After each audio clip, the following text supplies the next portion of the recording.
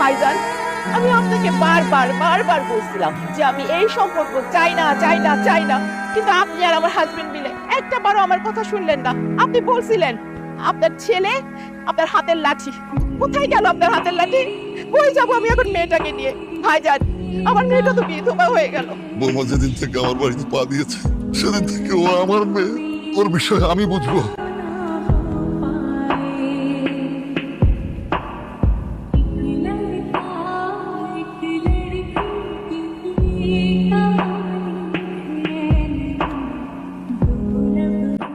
বলো। আমি জানি তুমি আমার কথার কখনো অবাধ্য হবে না, এও জানি আমার কখনো যদি দুঃসময় আসে তুই আমার পাশে থাকবি। জি। বাবা হিসেবে আজকে তোকে একটা অনুরোধ করতে চাই।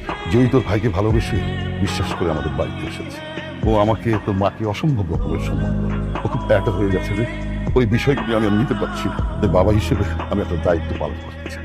তুই ওকে কথা দে, তুই ওকে বিয়ে করবি। কি বলছো সব? তোমার কি মাথা ঠিক আছে? তুমি চুপ কর, আমি ওর সাথে কথা বলছি। বাবা, উনি আমার ভাইয়ের ওয়াইফ, এইটা তো কখনো চেঞ্জ হবে না। আমার মাথা থেকে এটা কখনো সরবে না, এটা ইম্পসিবল। সরি বাবা। আমি শুধু তোর কাছে জানতে চাচ্ছি তুই রাজি আছিস কিনা। আমি বললাম তো, মানে তুমি বলো না, মানে এটা ইম্পসিবল, কখনোই সম্ভব না। তবে শোন, তুই যদি রাজি না হোস আমি জয়কে নিয়ে এই বাড়ি থেকে চলে যাবো।